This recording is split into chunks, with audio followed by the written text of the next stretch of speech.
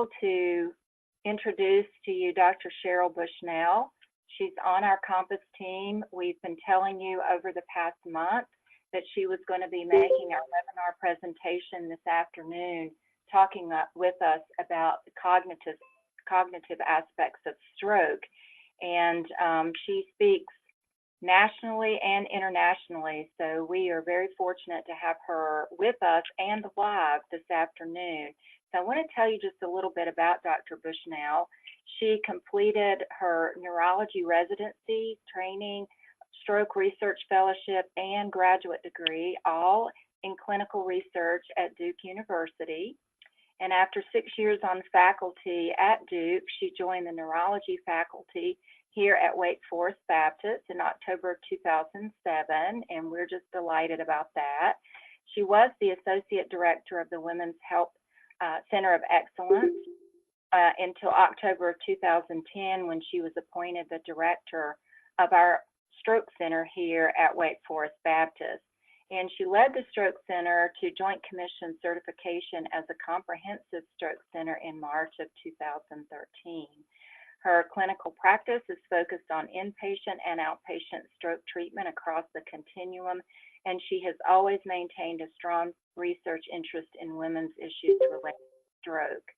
Examples include sex differences in subclinical vascular disease in midlife, cerebral vasomotor reactivity in women with severe preeclampsia, and a new registry to study maternal and newborn stroke.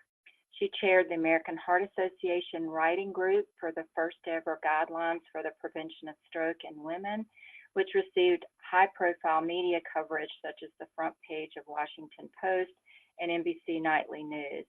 She's the co-PI of our study, of the Compass study, and she is working with all 41 of our hospitals across the state of North Carolina. So again, we welcome you, Dr. Bushnell, and I am going to momentarily here turn the presentation controls over to you. Thanks everyone for joining, and I hope that you find this useful. I know this was a topic that many of you wanted to hear more about, and so I'm happy to try and share with you what I know. I'll just say right up front that this is an area that is really devoid of a lot of really good evidence. And so some of what I'm going to tell you about is kind of my own pearls after 20 years of doing this, and hopefully that will be still useful, and I'll try to show you evidence where we have it. So the objectives for today are to just discuss a little bit about the cognitive aftermath of stroke, which I'm sure many of you experience as you're seeing these patients in clinic. Some of the other things we're going to talk about is how to evaluate cognition after stroke, including the timing and which assessments are most useful, and then when to refer for detailed neuropsychological testing. And then I'll finish by talking a little bit about community and work reintegration and some research studies that are ongoing. So starting with the stroke aftermath, there can be a lot of unexpected cognitive deficits that patients experience, and I'll just show you one from a 60-year-old gentleman. Sorry, my page is going off. 60-year-old gentleman who was living in the community, the prominent business member, and he had a stroke that left him with some cognitive deficits that weren't discovered until after he was discharged. And so his direct quote was that after the stroke, I had new prescriptions. I couldn't dispense my medications into daily doses, and this math deficit was not recognized until I got home. I lived alone and I had to take care of myself, and I was unable to cope. So this is just one example, and I know that all of you have seen plenty of other examples just like it. So when you talk about cognitive deficits after a stroke, it's good to just kind of know a little bit about the different lobes of the brain and what the function is for each one. And this is just a very simple colored picture of the brain, and you can see in pink is the frontal lobe, and that's responsible for voluntary movements, personality, emotions, thinking, and speech. In yellow, you have the parietal lobe, which is responsible for understanding language, thought expression, sensation. The temporal lobe is most important for hearing, and then the occipital lobe is most important for vision. So this is a highly simplified graphic showing you with some of the really basic functions of each of these lobes. So it's really important to cover language and cognition together. It's really a lot of patients, 2/3 of stroke survivors, that have these cognitive problems, whether it involves memory, language, or judgment. This is one of the major reasons for the inability to get back to work after a stroke. It has a huge impact on social function. It can be one of the primary reasons that caregivers are increasingly burdened, because they now have to do a lot of the cognitive tasks that their loved one used to do, like writing checks or taking care of the finances, that kind of thing. And one thing that's really important to remember, and therapists know this very well, is that physical recovery and rehabilitation can be much more challenging if there are cognitive deficits, because they cannot remember what they need to do and how they should exercise. And this can make safety an issue as well. And just as, you know, from my own anecdotal experience, my mother has dementia, and it's very, very difficult for somebody with dementia to undergo rehab. So this is a major problem as patients go through their stroke recovery process. Cognitive deficits can have both a psychological and functional impact. There is a lot of relationships and interrelationships between depression and cognition. A stroke can be associated with a lot of anxiety and even a post-traumatic stress type reaction. Other problems include personality changes, the memory that we'll talk about more in detail later. Difficulty with multitasking and slowed processing is a big problem. Impaired problem solving, and then neglect and visual spatial impairment can also be a problem for a lot of the function of these patients after stroke. Starting mostly with the left side of the brain, we know that it causes right-sided weakness, but it's also associated with language and speech clarity. So somebody with the stroke on this side can have aphasia. They're unable to speak, and they could be unable to comprehend any language. Slurring of speech is common. Right face droop is obviously common. And then the inability to organize movement, which is called apraxia. And so I'm not sure if any of your patients have had apraxia, but this is a major problem because they have normal motor movements. But when you ask them to do a set of movements like brush their teeth or get dressed, you can have a lot of difficulty with patients knowing what to do. And this is can be a problem that we call apraxia. Aphasia is obviously quite common, and it's a disorder of language processing that affects speech comprehension, expression, writing, or reading. And it's broken down into 2 or 3 different types. Expressive aphasia is when the patient's comprehension is intact, but they're unable to produce the correct words or sounds, and they're unable to name or repeat. And their speech is non-fluent. In other words, it's broken, it's missing words that put together the usual kind of fluency that we expect with speech. And then there's receptive aphasia, which is a fluent aphasia, and patients are able to produce all kinds of words and sounds, but none of it makes sense, and they can't understand you. And so another name for receptive aphasia is Wernicke's aphasia, which some of you may have heard of. And then for expressive aphasia, it's also called Broca's aphasia. And then the worst kind is global aphasia, and this is usually from a very, very large stroke. and it's the combination of expressive and receptive aphasia. And these patients are mute, and they can't understand anything that's being said to them. The prevalence is about 40% of all stroke patients. And within COMPASS, we've been tracking this because we wanted to know how many of our patients would have these communication or cognitive deficits. And it's about 22% of patients based on the enrollment form that you all fill out. The COMPASS eCare data is something that we've been tracking. And we found that there are more patients with cognitive than physical deficits for those patients enrolled in COMPASS and are discharged home.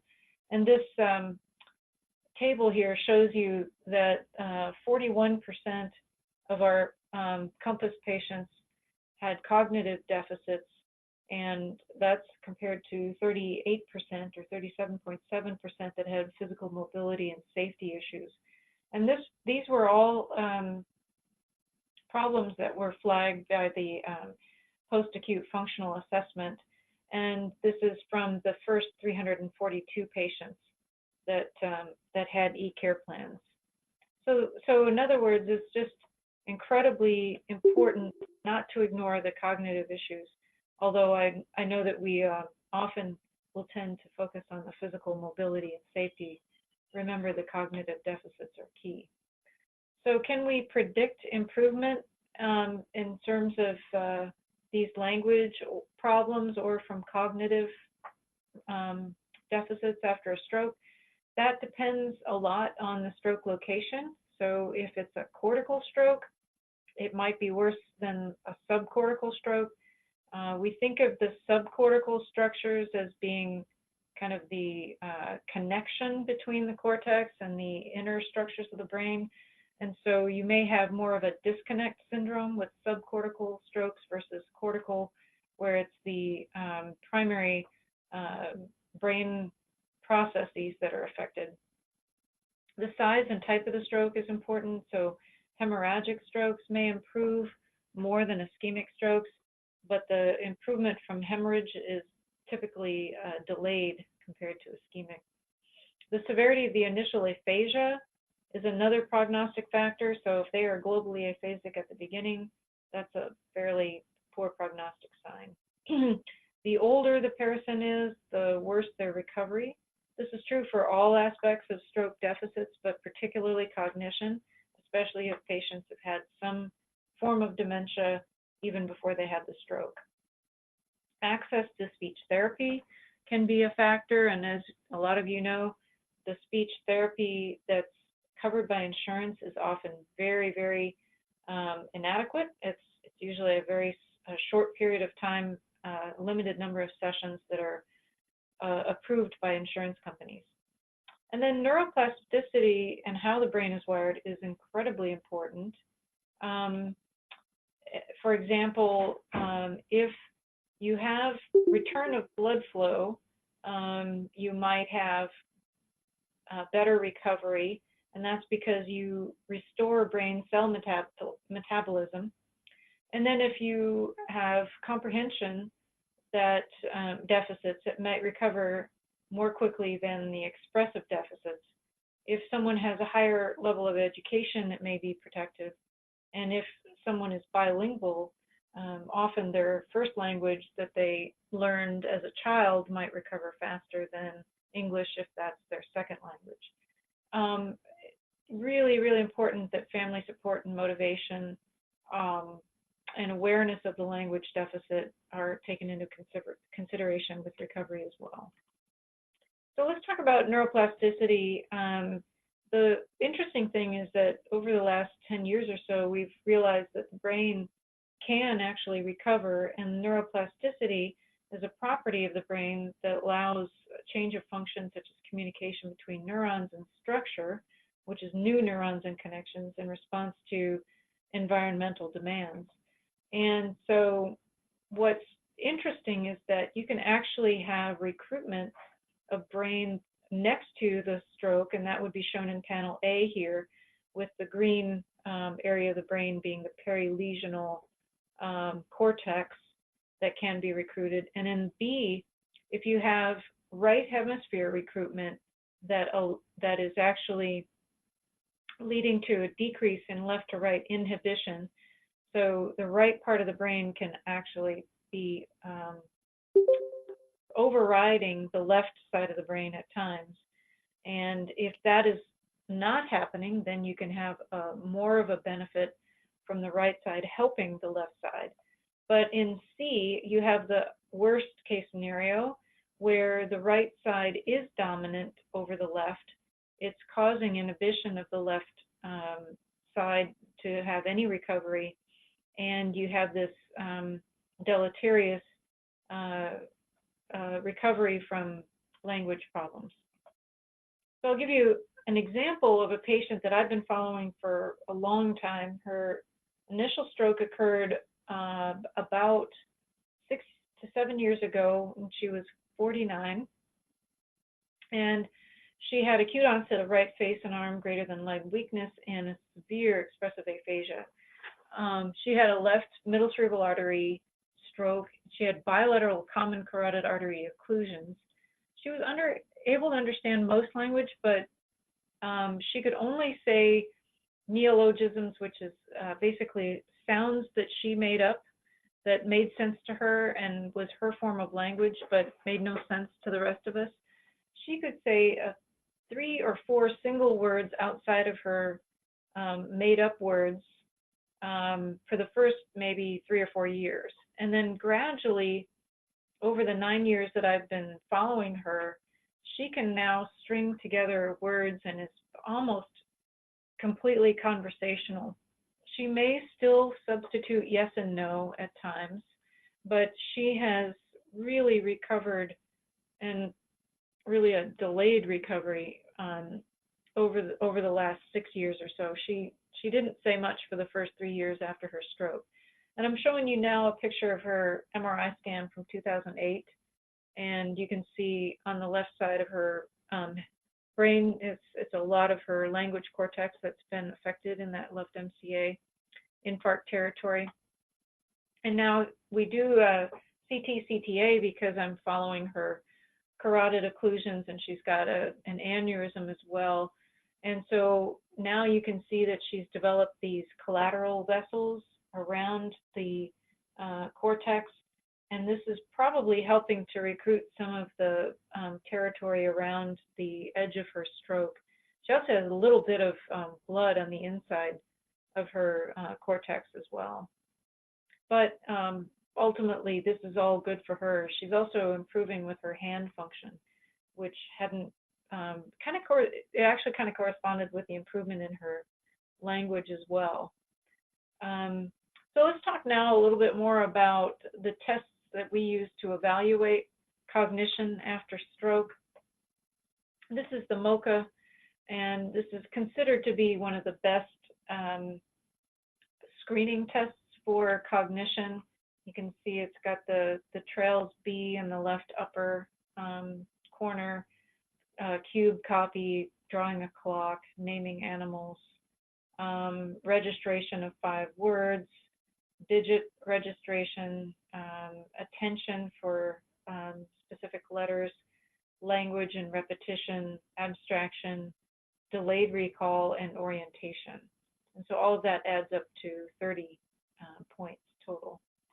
So MoCA is designed for, it was originally designed for mild cognitive impairment in the elderly and was developed in Canada, and they're primarily a Caucasian educated population.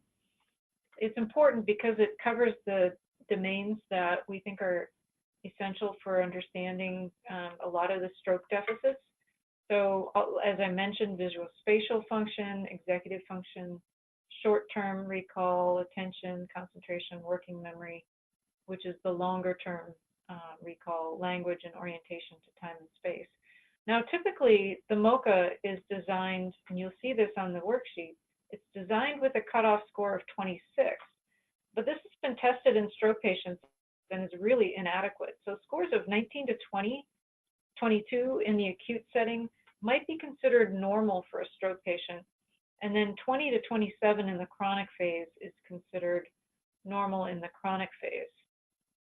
And so this is really important to not give your patients too much grief if they score in that range. And so we need to keep that in mind as we're following patients over time.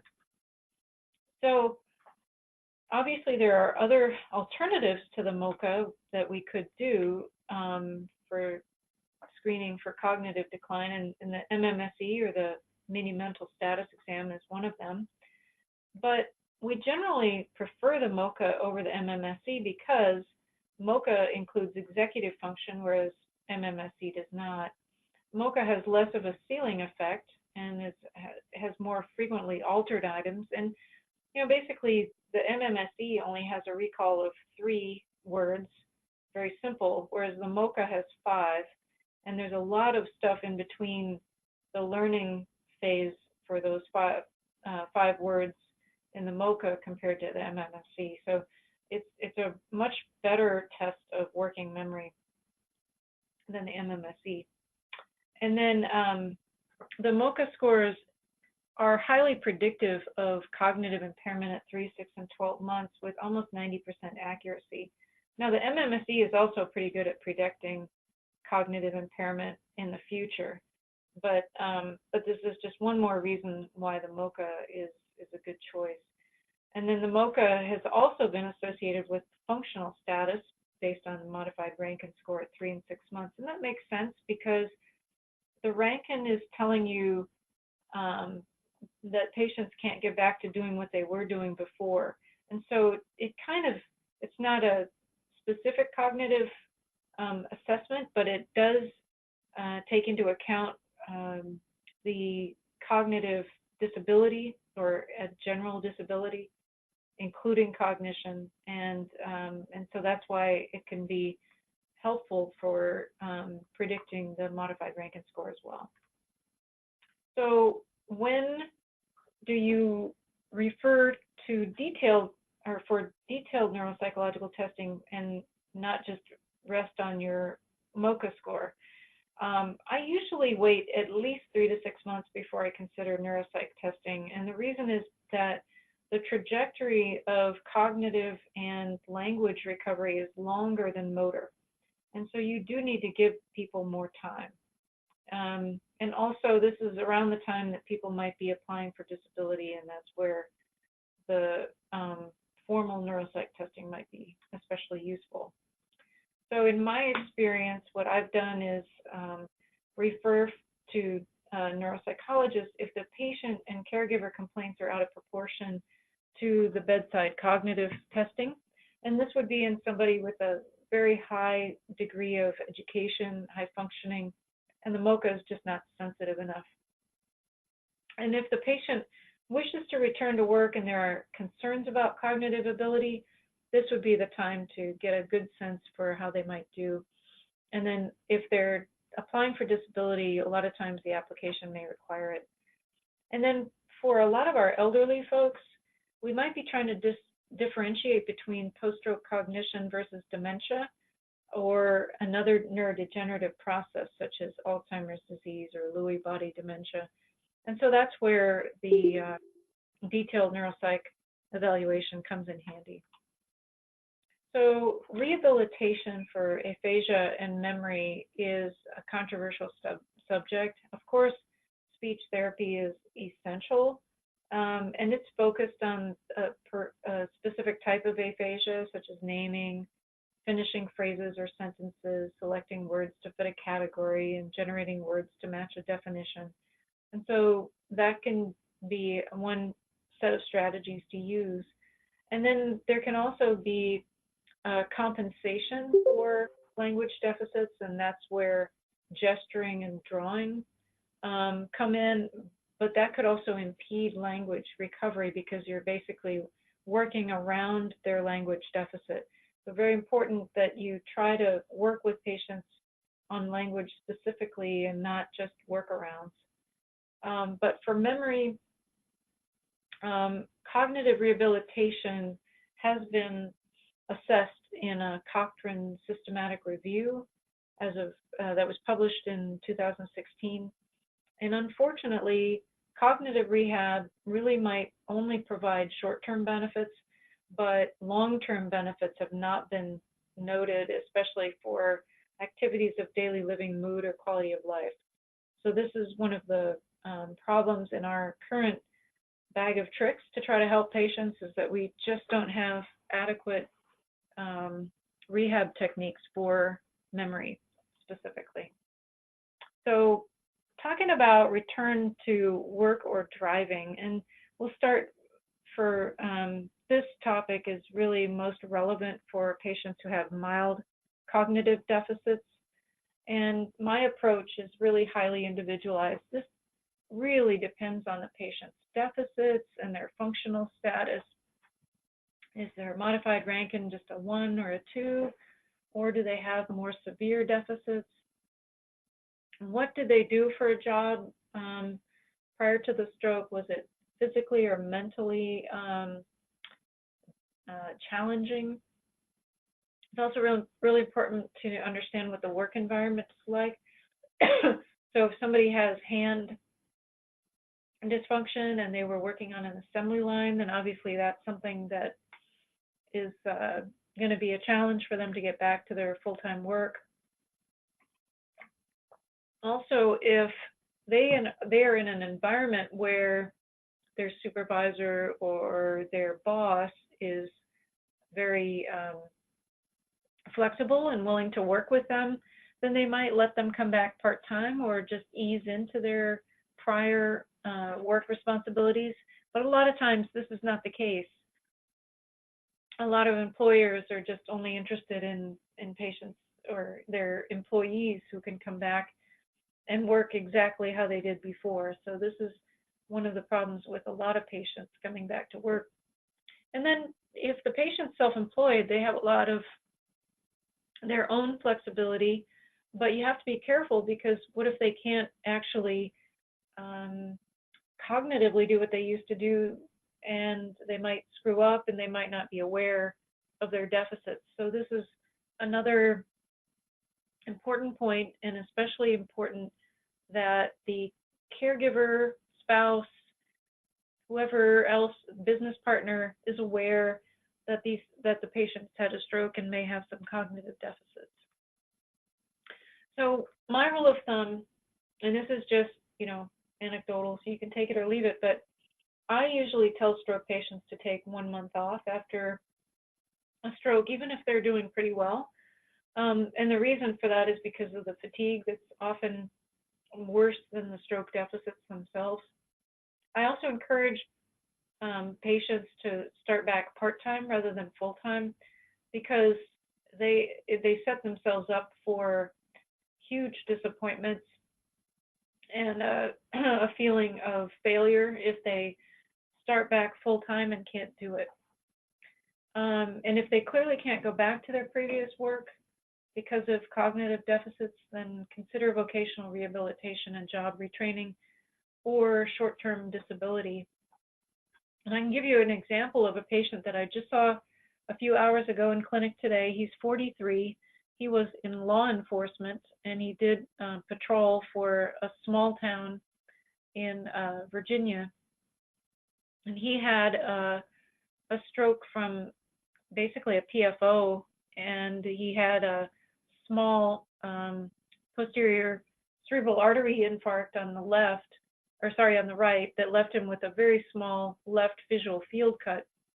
That's not such a big deal, but over the course of 6 months since this happened, he's had a tremendous problem with cognitive deficits, to the point where his short-term memory is quite poor. He has trouble multitasking. He has slowed reaction time. And this is the kind of guy who could clearly not go back to working with a firearm and doing law enforcement. And so he's tried to look for some jobs and hasn't been able to find anything.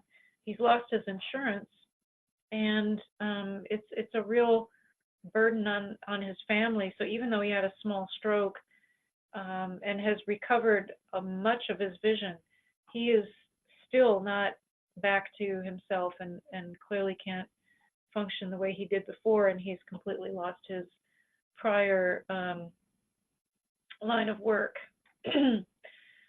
So driving after stroke, again, I usually tell patients to wait at least 1 month, and that will often depend on the type of stroke. And usually patients need to have a doctor or provider clearance before they start driving again. I usually assess the patient's deficits at the time that they come back to see me. You know, do they still have visual or neglect issues? Do they have motor, sensory, coordination problems? Are they still slightly weak on the right side that could affect their ability to use the gas and the brake? Do they have a slowed reaction time? Do they have poor short-term memory or concentration?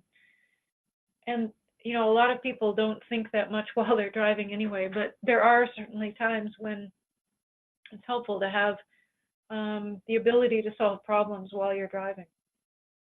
If you're in doubt, you can always get an on-road driving assessment, but those are expensive, and there's only one place in all of North Carolina that does it, and that's Boonville, which is outside of Greensboro. Unless somebody knows of other places, I'm pretty sure this is the only one in North Carolina. And so there is actually a lot of active research going on in the world of driving assessments, particularly with stroke patients. And one particular meta-analysis or systematic review found that if patients take the road sign recognition test, the COMPASS task for visual perceptual and visual spatial abilities and mental speed, and the TRAILS part B, which is part of the MOCA, if they score a certain level on each of those 3 tests, you can get a pretty good idea that they're going to fail the on-road evaluation. And so I gave you the neurology article there that was published in 2011, so you can peruse that for yourself. Now, there has been some review of trials that have focused on rehabilitation techniques for driving, and unfortunately, out of the 4 randomized controlled trials of these rehab interventions to improve driving, none of them showed any benefit for on-road driving. So that's kind of the latest evidence that we have for that. Now, safety issues are things that we think about for moderate to severely cognitively impaired patients with strokes. And I think that this is something that if you don't have the hospital personnel to do is a real big problem, because I think all of these safety issues need to be addressed before they are discharged. So occupational and physical therapy are essential for these kinds of assessments. Your care coordination or case managers may be as well. And so they typically will assess the living environment, their functional status prior to discharge, the caregiver support, their current functional status.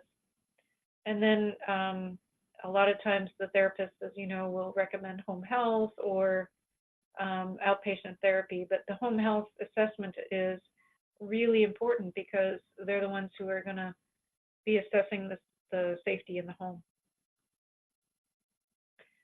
So we had another case example from the COMPASS team, and this is a woman who was 41 at the time.